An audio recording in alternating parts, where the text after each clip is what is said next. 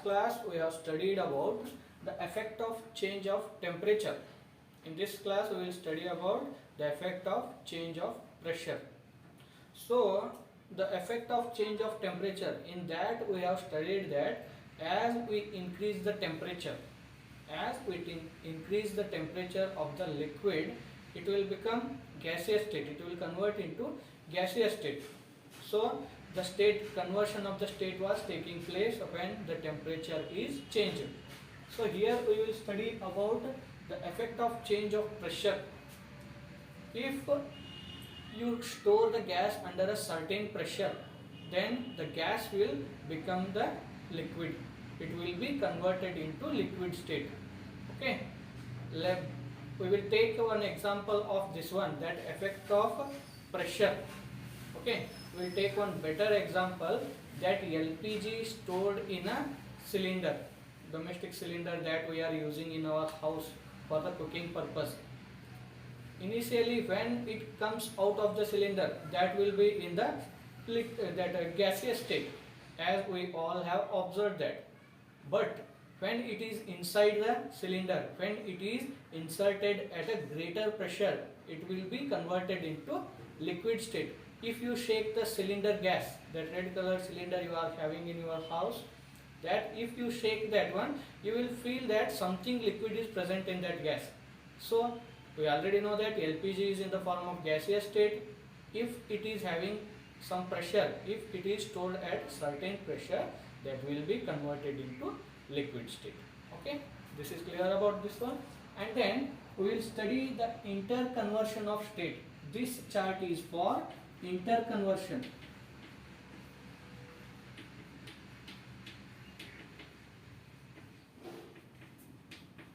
Interconversion of states, this one.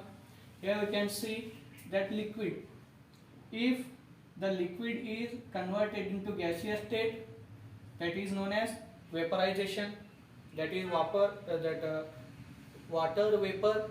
If you heat the water continuously, then it will start to boil. After few moments it will start to evaporate. So liquid converted into gas, that is known as vaporization. If gas is converted into liquid, that is known as condensation. Here you have to increase the pressure. If you put the pressure on the gas, it will become liquid. That process is known as condensation. And here comes, if gas is converted into solid or solid is directly converted into gas, it is known as sublimation. Okay, sublimation is a process in which liquid is converted into gas and vice versa, means opposite. So gaseous to liquid, liquid to gaseous. Okay, sorry, here solid it is.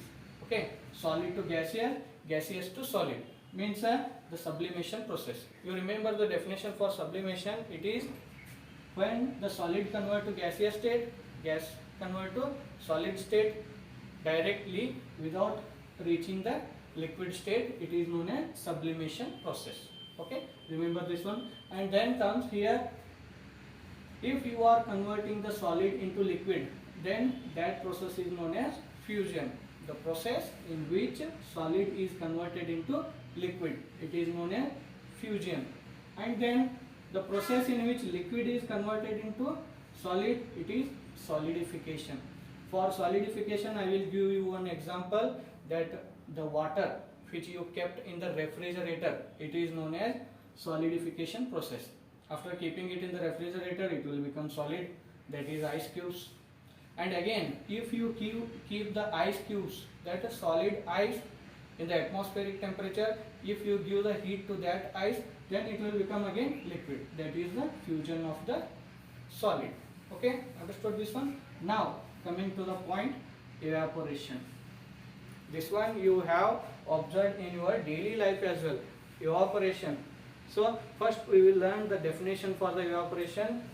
The definition for evaporation is the phenomena of change of a liquid into vapor at any temperature below its boiling point is known as evaporation. So remember, boiling point is different and evaporation is different. At boiling point what happens? The liquid reaches its boiling point. It is a certain temperature. at which liquid starts to boil. That was known as boiling point. Evaporation is different from that of the boiling of the liquid. Okay, here in the evaporation what happens? It is the phenomena in which liquid changes to gaseous state before reaching its boiling point. Okay, we will take any of the example evaporation. If we take a wet cloth which was spread to the direct sunlight to dry, okay, it will, that the water vapors present, water molecules present in it will be starts to evaporate. Here we haven't given 100 degrees Celsius temperature, but the water starts to evaporate. This process is known as evaporation. So evaporation, this is the phenomena in which the conversion, change of liquid state to gaseous below its melting point. It is known as evaporation. Okay, and then come to the factors on which evaporation depends, or the factors affecting the evaporation. This is important. This was asked in the exam also. So you have to remember these four factors which are dependent on evaporation.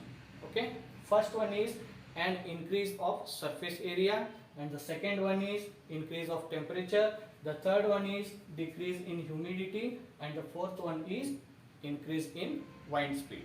These four,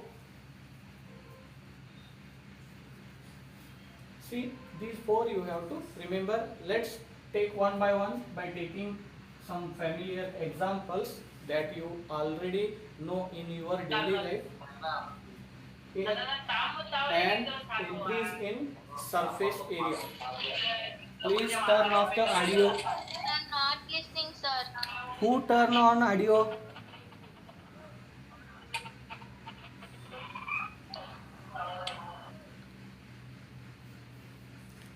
Who turn the audio on? Just turn off your audio. Now see here, are you able to listen? Yes, sir. Okay, now turn off the audio.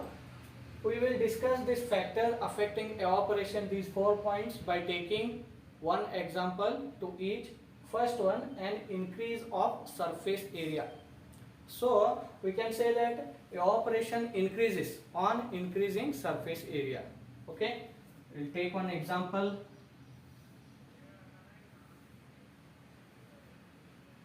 Here I have taken one vessel, and here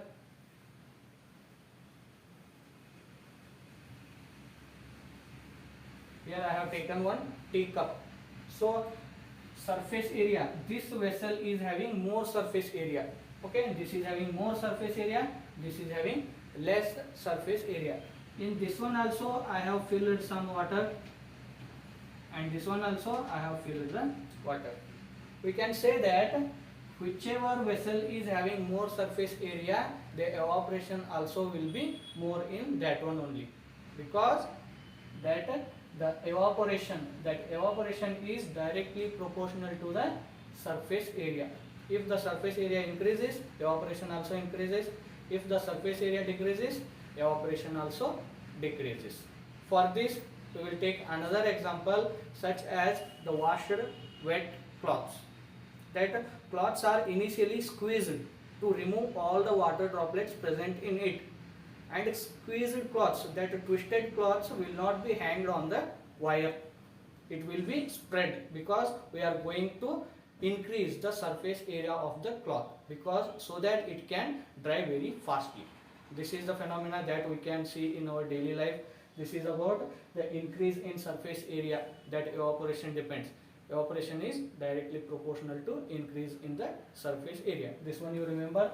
And then comes an increase of temperature. Okay, evaporation also increases on increase in the temperature. During summer season, what happens? The temperature is more. During winter and during rainy season, the temperature is less.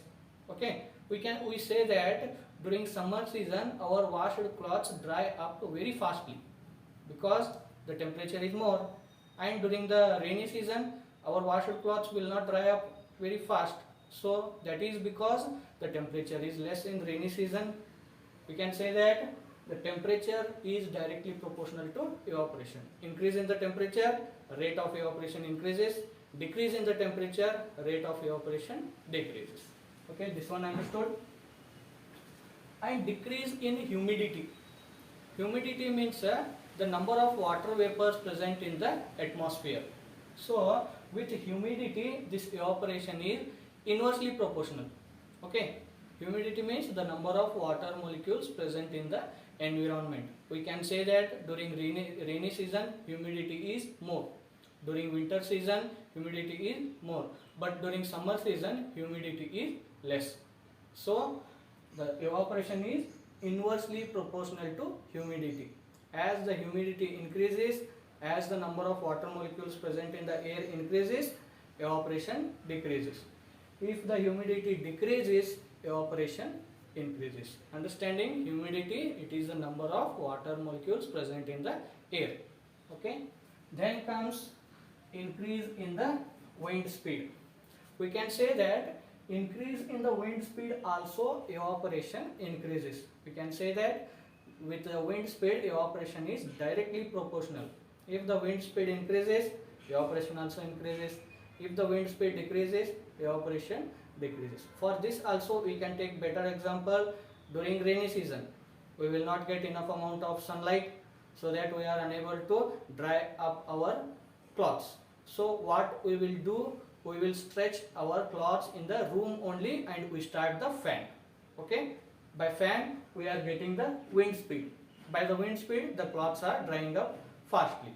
This is the reason we can say that evaporation is more in wind speed. As you get the more wind speed, more evaporation, less wind speed, less evaporation.